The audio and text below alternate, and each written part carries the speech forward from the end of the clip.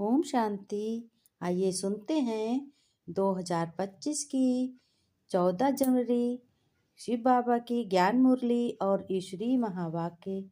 आज परमपिता परमात्मा शिव बाबा ने कहा, मेरे मीठे बच्चों। क्या कह रहे हैं भगवान शिव बाबा? मेरे मीठे बच्चों। देखो क्या अपने भगवान जो हैं, शिव बाबा हैं, परम पिता है, वो सत्य पिता है। आज अपने बच्चों को पढ़ाकर इतना समझदार बना रहा है ना।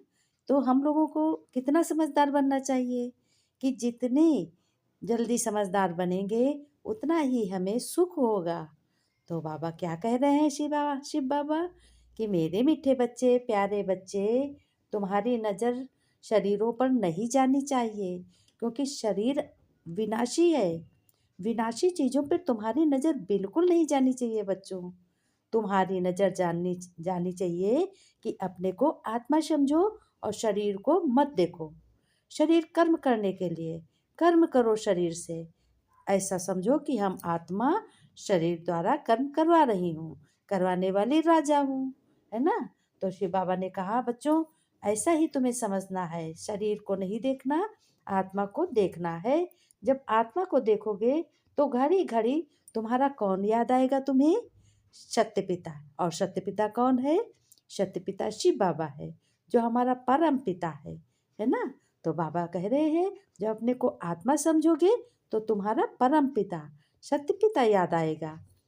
प्रश्न में बाबा ने कहा, बच्चों हर एक ब्राह्मण बच्चे को विशेष किन दो बातों पर ध्यान देना है?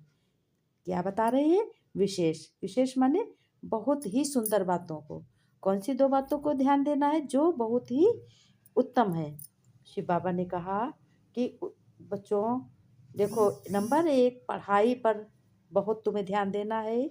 पढ़ाई में जो भी समय दे रहे हो वो तुम्हारा बहुत ही मोस्ट समय है।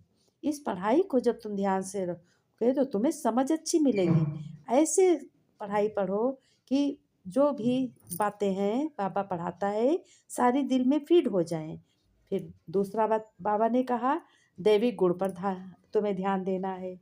जब पढ़ाई पे ध्यान दोगे तो दैविक गुण भी तुम्हें धारण करने होंगे। दैवी गुणों पर कि हमें ऐसा कौन सा गुण धारण करना है जिससे हमारे अच्छे हों, देवी देवी देवताओं जैसे हों। फिर शिव बाबा ने कहा, कई बच्चों में क्रोध का अंश भी नहीं है।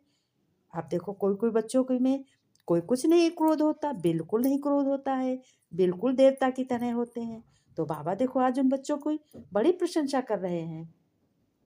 कह रहे हैं, बच्चों कोई कोई बच्चों में क्रोध का बिल्कुल भी अंश नहीं होता है, और कोई तो बच्चे क्रोध में आकर बहुत लड़ते हैं, बहुत झगड़ते हैं। वो अपने घर में ही लड़ते झगड़ते हैं, पास पड़ोसियों से भी लड़ते झगड़ते हैं। अगर उनसे एक भी अच्छी बात कहो तो वो अच्छी बात पे भी लड़ने लगते, क्योंकि उनको बिल्कुल अच्छी नहीं लगती बात। तो बाबा कह रहे हैं, बच्चों बच्चों को ख्याल करना चाहिए कि हमको कैसे गुण धारण करने हैं? दैवी गुण धारण करने हैं। जब हम इस मुरली को सुनेंगे तो हमारे अंदर के जो भी गलत गुण हैं, जो भी विकारी गुण हैं, वो हमारे खत्म होते जाएंगे और हम देवता बनते जाएंगे। लेकिन कभी गुस्से में बच्चों आकर बातचीत नहीं करनी चाहिए, किसी से नहीं करना है। बाबा कहते भी हैं कि बच्चों किसी बच्चे में क्रोध है तो वह बहुत भूतनाथनी है। ऐसे भूत वालों से तुम्हें क्या होना है? बहुत ही दूर रहना है। भूतनाथनी यानी लेडीज में, अपनी माताओं बहनों में अगर क्रोध है तो बाबा ने उनको देखो क्या कहा है कि भूतनाथनी। और भूत किसको कहा है? जो हमारे भाइयों में है क्रोध आ जाता है। तो इससे ये होता है, बाबा का कहना है कि क्रोध को बिल्कुल ही खत्म करो, क्रोध बिल्कुल नहीं करना है। गीत में बाबा ने कहा है कि बच्चों ने गीत गाया है, तकदीर जगाकर आई हूँ आत्माओं ने। तकदीर जगाकर आई हूँ किसने कहा? सभी आत्माओं ने कहा कि तकदीर जगाकर आई हूँ। बाबा ने कहा, ओम शांति बच्चों। बच्चों ने बहुत प्यार से गीत सुना और गीत सुनते सुनते बहुत ही खुश हुए। और कोई भी सत्संग में कभी भी रिकॉर्ड पर नहीं समझाते हैं। बाबा ने कहा, देखो कोई सत्संग कोई में ऐसा नहीं समझाते, मीठे बच्चे प्यारे बच्चे, है ना? तो ऐसे बच्चे बच्चे कह के कोई सत्संग में नहीं सुनाते। उसमें तो चेले कहते हैं, चेले हैं, तो भगत ऐसे कहते हैं, नहीं समझाते। वहाँ शास्त्र भी सुनाते रहते हैं, तो शास्त्र भी सुनना कोई गलत बात नहीं है। शास्त्र भी सुनो, शास्त्रों में भी बहुत अच्छी बातें लिखी होती हैं। बाबा ने कहा कोई सत्संग में है, जैसे गुरु गुरु निकालते हैं, फिर कथा करने वाला बैठ उनका विस्तार करते हैं। जैसे पंडित लोग कथा भी करते कहते हैं, तो कथा भी अच्छी होती है। लेकिन क्या सुनो, ये सुनो कि कथा ये क्या है, एक हद की होती है, एक बेहद की। तो ये कथा कौन सी बाबा कह रहे हैं? सत्यनारायण की, क्योंकि सत्य पिता कह रहा है, हैं कि ये कथा आप बच्चे समझाते हैं, बाप समझाते हैं कि ये सब गीत हैं भक्ति मार्ग के बच्चों। समझाया भी गया है ना, कि ज्ञान अलग चीज है, और एक जो निराकार शिव से मिल सकता है, इसको कहा जाता है रूहानी ज्ञान। ये शिव बाबा ही आकर दे सकते हैं, ये कोई भी देवी देवता नहीं दे सकते, ये कोई मनुष्य नहीं दे सकता, है ना? इसको शिव बाबा ही रूहानी ज्ञान समझा सकते हैं। ब्रह्मा के तन में आकर के, ब्रह्मा के मुख से अपने बच्चे बनाकर फिर उनको ज्ञान समझाते हैं। कौन सा ज्ञान? रूहानी ज्ञान। फिर शिव बाबा ने कहा ज्ञान तो बहुत प्रकार के बच्चों होती हैं। कोई से पूछा जाएगा कि ये गलीचा कैसे बनता है, तो तुमको ज्ञान है? हर चीज़ का ज्ञान होता है। ज्ञान सब अलग अलग होता है। खाना बनाने का ज्ञान अलग होता है, कपड़े धुलाई करने का ज्ञान अलग होता है, सफाई करने का ज्ञान अलग होता है, पढ़ाई करने का ज्ञान अलग होता है। बाबा ने बहुत मिसालें दी। धन कमाने का ज्ञान अलग होता है। बहुत लोग कैसे लूटपाट करके धन कमाते हैं, और बहुत लोग धन कैसे हैं, कैसे कमाते हैं? मेहनत से कमाते हैं। मेहनत का जो ज्ञान से मेहनत करते हैं, तो वो धन कमाते हैं, तो वो धन बहुत ही क्या होता है? सुखी सुख देता है। बाबा ने कहा उन सब में छोटा आकार होता है, किसका होता है? आत्मा का। उनको कुदरत ही कहेंगे। किसको कुदरत कहेंगे? आत्मा बहुत छोटी है, जो किससे नहीं देखी जा सकती? इन आँखों से नहीं देखी जा सकती। तुम बच्चों को दिव्य दृष्टि मिलती है, कौन देता है? शिव बाबा देता है, सत्य पिता देता है, मेरा परम पिता देता है, मीठा बाबा देता है ना। तुम बच्चों को दिव्य दृष्टि मिलती है, जो पास्ट दिव्य दृष्टि से देखी जा सकती है। पहले नंबर में तो ये पास्ट हो गया, अब फिर आए हैं। बाबा ने कहा इससे समझ सकते हो सिवाय परम पिता परमात्मा के आत्मा का ज्ञान कोई दे नहीं सकता, और मनुष्य आत्मा को यथार्थ रीत नहीं जानते, वैसे परमात्मा को भी यथार्थ रीत नहीं जान सकते, है ना? दुनिया वाले तो मनुष्यों की अनेक मतें हैं, बहुत मतें हैं। कोई कहता है क्या कहते, कोई कुछ कहता है। तो बाबा ने कहा बच्चों, तुम्हें तो परम पिता परमात्मा पढ़ाने वाला है। शिव बाबा ने कहा सर्व का सद्गत दाता कौन है? वह शिव बाबा है। ये ब्रह्मा दादा ने कहा है, उनकी मत पर हम सबको सुख मिलता है। जब हम उनकी मत पर चलते हैं, तो हम लोगों को सुख मिलता है। जो बाप को पूरा याद नहीं करते हैं, उनसे अवगुण निकलते नहीं हैं। अपने को आत्मा समझो, और परम पिता परमात्मा को याद करो। कैसे याद करोगे? कि हम वह कोई मुख वंशावली ब्रह्मा की संतान नहीं है, परंतु वह है कुक वंशावली। कुक वंशावली मनुष्य होते हैं, और हम ब्राह्मण कैसे हैं? मुख वंशावली।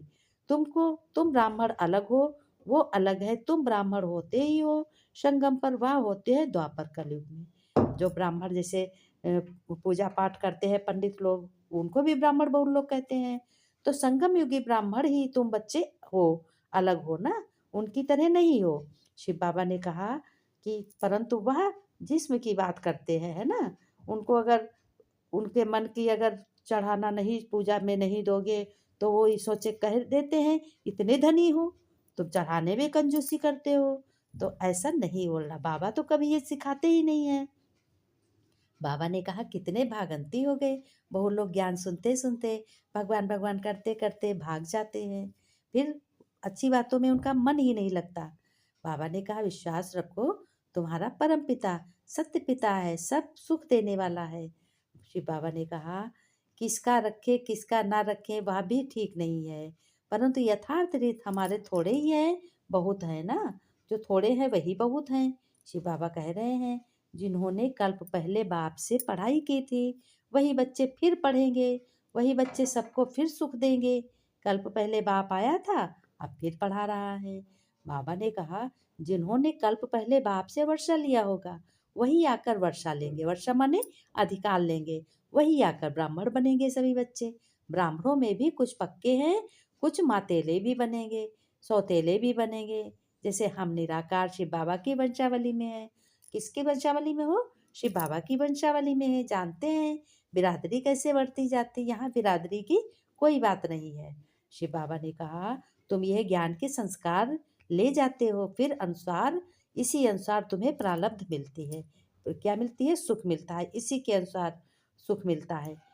बाबा ने कहा, तुम बच्चे श्रेष्ठ हो, तुम महारथी हो, तुम क्या हो? सफलता मूर्त बच्चे हो।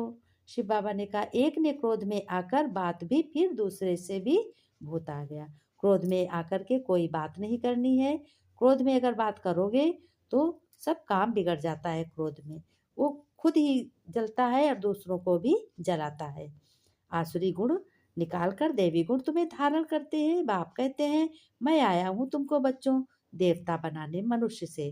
बाबा ने समझाया है, बच्चों क्रोध वाले से एकदम किनारा कर लो, अपने को बचाना है ना। इस ये अग्नि है, ये कलयुग की अग्नि है, इसमें अपने लोगों को बचाना है। और शिव बाबा कह रहे हैं कि हमारे में क्रोध ना आए, गुणा पाप लग जाएगा। हमारे में क्रोध ना आए, नहीं तो 100 गुना पाप लग जाएगा। कितनी अच्छी समझानी बाबा देते हैं। कहते हैं बच्चे भी समझते हैं, बाबा कल्प पहले हम क्रोध करते थे, अब हम नहीं करते जब से आपके बच्चे बने हैं। शिव बाबा ने कहा, अच्छी बात है बच्चे, जो करेंगे वही सुख पाएंगे। दूसरे भी रहम करना है, दूसरों पर रहम भी करना। कोई अपने पर दूसरों को समझाते हैं, वह जीत भी पहननी है। शिव बाबा ने कहा, वह जीत पहन लेते हैं जब दूसरों को समझाते हो तो तुम्हारा पुरुषार्थ हो जाता है। ऐसे ही वंडर होता है। शिव बाबा ने कहा, धारणा में कहा कि बच्चों ज्ञान का सिमरण कर अतीन्द्रिय सुख में रहना है। ज्ञान को याद करो, ज्ञान से सारी नॉलेज मिलती है, ज्ञान से ही तुम आगे बढ़ो और तुम्हें अंदर ही अंदर खुश सुख मिलेगा। किसी से भी रफ डफ बातचीत नहीं करनी, यानी गुस्से में बातचीत नहीं करती, गलत बातचीत नहीं करनी है। कोई गुस्से से बात करे तो उससे क्या करना है? किनारा कर लेना है। शिव बाबा ने कहा, ऐसे ही बच्चों बाबा ने फिर वरदान में कहा, साक्षी हो ऊंची स्टेज द्वारा सर्व आत्माओं को प्रकाश देने वाली बाप समान अव्यक्त फरिश्ता भव। विस्तार में बाबा ने कहा, बच्चों चलते फिरते सदैव अपने को क्या समझना है? फरिश्ता, ब्रह्मा बाप की तरह, है ना। और निराकारी आत्मा और कर्म करते हुए अव्यक्त फरिश्ता अपने को समझना है कि हम फरिश्ता कर्म कर रहे हैं, तो सदा खुशी में तुम उड़ते रहोगे, तुम हल्के रहोगे। फरिश्ता अर्थात तो सबसे ऊंची स्टेज वाला, इस देह से परे, ये देह नहीं, उड़ते रहेंगे। इस देह की दुनिया में कुछ भी होता रहे, लेकिन साक्षी हो, तुम्हें देखना है। ऊंची स्टेज पर स्थित होकर सहयोग कल्याण की सकाश दो, मिक्स होकर नहीं, तब किसी प्रकार का दुख नहीं होगा।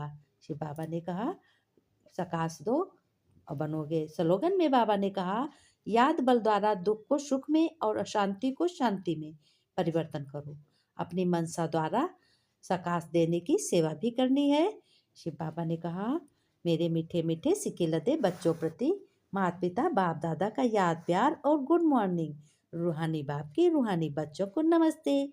बच्चों ने नमस्ते की, हम रूहानी बच्चों की रूहानी बाप दादा को याद प्यार नमस्ते नमस्ते, गुड मॉर्निंग बाबा, शुक्रिया बाबा शुक्रिया। जैसे हम सभी लोग जब कोई कार्य भगवान की याद में रहकर करते हैं, वो कार्य हमारे कैसे हो जाते हैं?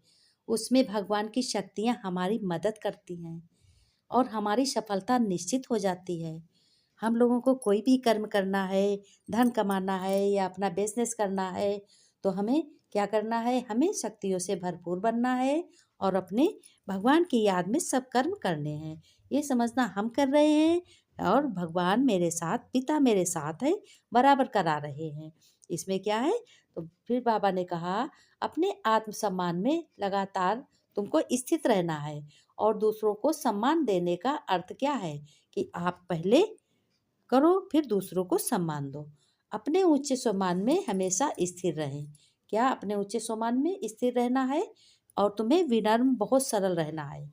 सभी को सम्मान देते रहें और यह देना एक प्राप्ति का रूप बन जाएगा। क्या बन जाएगा? एक प्राप्ति का रूप बन जाएगा। सम्मान देने का अर्थ है अन्य आत्माओं में उत्साह पैदा करना और उन्हें आगे बढ़ाना, उनकी प्रशंसा करना। जो जैसा हो उसको उसकी प्रशंसा करो। जो भी अवगुण है वो भी निकल जाएंगे। आज से ऐसा ही करना। ओम शांति।